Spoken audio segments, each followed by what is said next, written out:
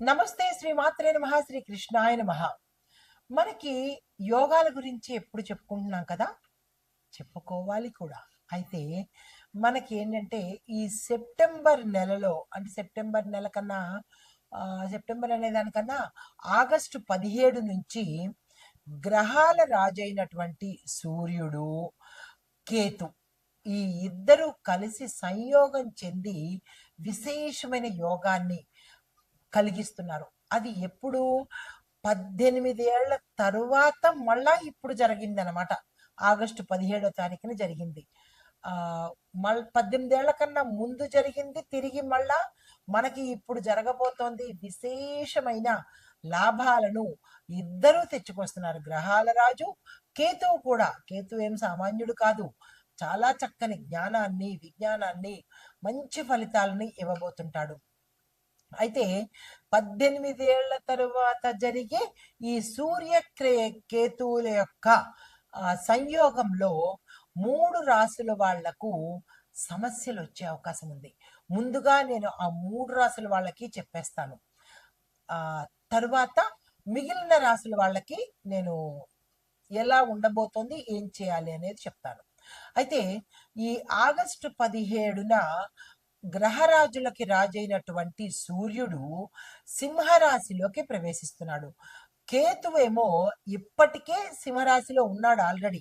ఈ సూర్యుడు కూడా ఇక్కడికి సింహరాశిలోకి మొన్న ఆగస్టు 17వ తారీఖున జాయిన్ అయ్యాడు. అంటే ఇద్దరూ కలిసి ఇప్పుడు సింహరాశిలో సంచారం చేస్తున్నారు. ఇది ఎప్పుడు జరిగింది? 18 ఏళ్ల క్రితం జరిగింది. మళ్ళా ఇప్పుడు 2025లో జరగబోతోంది అనమాట. అయితే వీటి నుంచి ఒక్కొక్కరికి ఎలాంటి ఫలితాలు వస్తాయి అంటే, మనకి కాలానుగుణంగా ఈ రాసులు, గ్రహాలు ఒకదాంట్లోకి ఒకటి జరగడం అనేది, మారడం అనేది నిత్యం జరిగే ప్రక్రియ. ఇందులో వింత ఏమీ లేదు. ఖగోళంలో ప్రతిరోజు, ప్రతి సమయంలోనూ జరిగే ఈ ఫలితాలు, అంటే ఈ యొక్క సంచారాలు మనం ఎలా నడుస్తూ ఉంటామో అక్కడ గ్రహాలు కూడా ప్రతినిత్యం మారుతూ వెళుతూ సంచారం చేస్తూ ఉంటాయన్నమాట.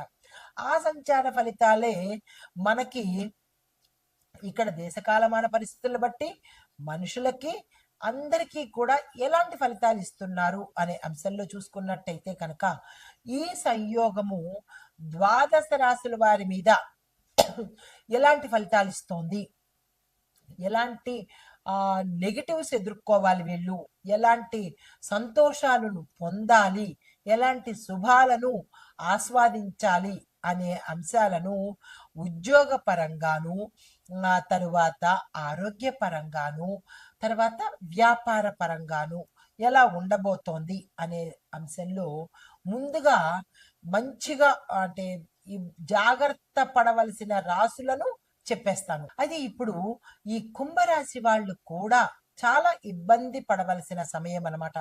ఈ సూర్యకేతుల సంయోగం వల్ల నష్టాలకు దారి తీసేటట్టుగా ఏ దీనిలో ఉన్నా కానీ, అంటే విద్యార్థుల దగ్గర నుంచి ప్రతి ఒక్కళ్లకు కొంత నష్టాలు జరిగే అవకాశం ఎక్కువ కనబడుతోంది. ఈ విషయంలో జాగ్రత్తలు తీసుకోండి. అయితే ఈ రాశి వారికి వైవాహిక సమస్యలు, అది ముందు కూడా మనం చెప్పుకోవడం జరిగింది. ఏది?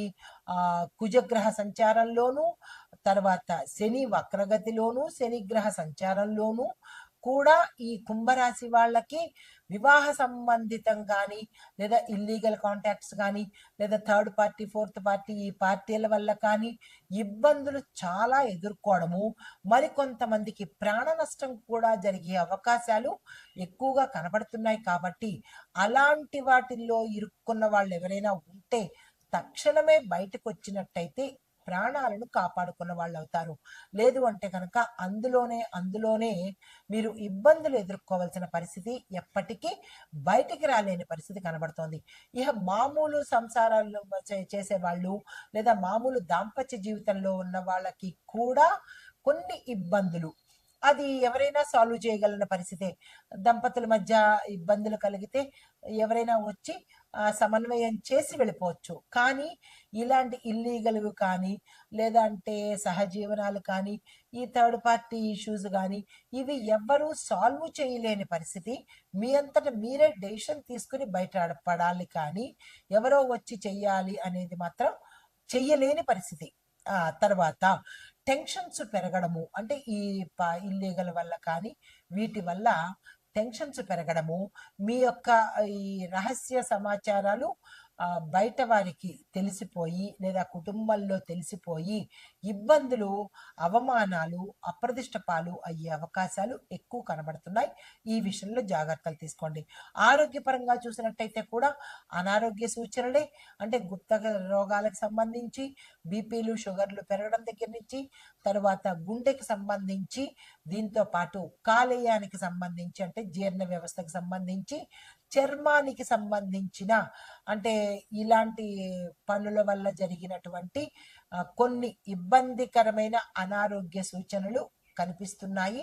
వీటి పట్ల జాగ్రత్తలు తీసుకోండి. వ్యాపారస్తులకు చూసుకున్నట్టయితే కనుక వ్యాపారాలు కూడా కొన్ని మందగించడము, కొన్ని మూసివేసుకునే పరిస్థితి ఎక్కువగా కనబడుతోంది. వాటి పట్ల మీరు జాగ్రత్తలు తీసుకునేటట్టయితే కొంత వెసులుబాటు ఉండే అవకాశం కనబడుతోంది.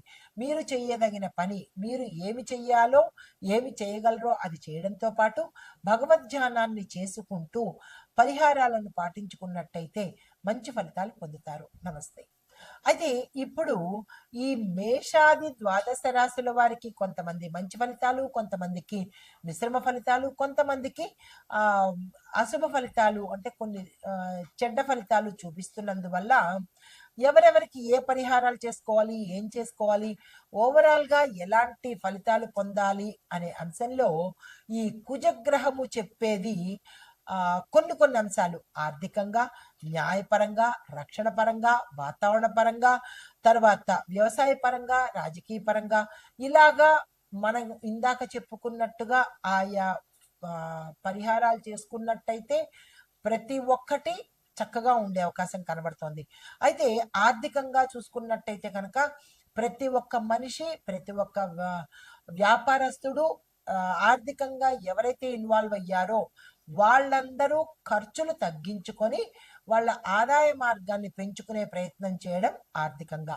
ఇక రెండవది న్యాయపరంగా ఏదైనా కోర్టు కేసులకు వెళ్ళడానికి కానీ, లేదా స్థిరచరాస్తుల కోసము కోర్టులో వేయడానికి కానీ, ఇందాక మనం అనుకున్నట్టుగా ఆయా రాసుల వాళ్ళు ముందుకు వెళ్ళే ప్రయత్నం చేసేటప్పుడు కొంత జాగ్రత్తలు తీసుకుని కనుక చేసినట్టయితే మంచి తీర్పులు వెలువడే అవకాశం కనబడుతోంది. ఇక రక్షణ పరంగా చూసుకున్నట్టయితే కుటుంబ పరంగాను, మీ వ్యాపార పరంగాను, ఉద్యోగ పరంగాను మీ రక్షణ బాధ్యత మీరే తీసుకోవాలి. ఎవరో వచ్చి తీసుకుంటారు అనే సందేహాన్ని కానీ, అలాని భరోసా కానీ పెట్టుకోకండి. కుటుంబంలో మీ రక్షణ భరోసా మీరే పెట్టుకోండి. మీ కుటుంబాన్ని కాపాడుకునే ప్రయత్నం చేయండి. వ్యాపారస్తులు మీ వ్యాపారాన్ని వేరే వాళ్ళ పాలు కాకుండా, దొంగల పాలు కాకుండా, మోస పాలు కాకుండా మీరు జాగ్రత్తలు తీసుకోవాలి. ఉద్యోగస్తులు మీ యొక్క బాధ్యతలు సక్రమంగా నిర్వర్తించుకుంటూ మీ ఉద్యోగాన్ని మీరు కాపాడుకునే ప్రయత్నం చేసుకోవాలి. అంటే ఇలా రక్షణ పరంగా మన దేశం, మన ప్రధానమంత్రులు, మన మంత్రులు తీసుకున్నట్టుగా ఇక్కడ వీళ్ళు మీ ఇండివిజువల్గా తీసుకునే ప్రయత్నం చేసుకోండి. అయితే వాతావరణం తగ్గట్టుగా మనము జాగ్రత్తలు తీసుకోవడంతో పాటు దానికి సంబంధించి మనం ఎప్పుడు యోగాల గురించి గ్రహాలు ఎక్కడెక్కడ సంచారం చేస్తూ ఉంటారు, ఆ సంచార ఫలితాలు మేషాది ద్వాదశ రాశుల వారికి ఎలాంటి ఫలితాలు ఇస్తూ ఉంటాయి అనే అంశాల గురించి మనం ఎక్కువగా ప్రస్తావన చేసుకుంటూ ఉంటాము. అయితే ఇప్పుడు మనము గ్రహాలలో కల్లా గ్రహ పాలకుడు ప్రత్యేకమైన స్థానం కలిగిన వాడు.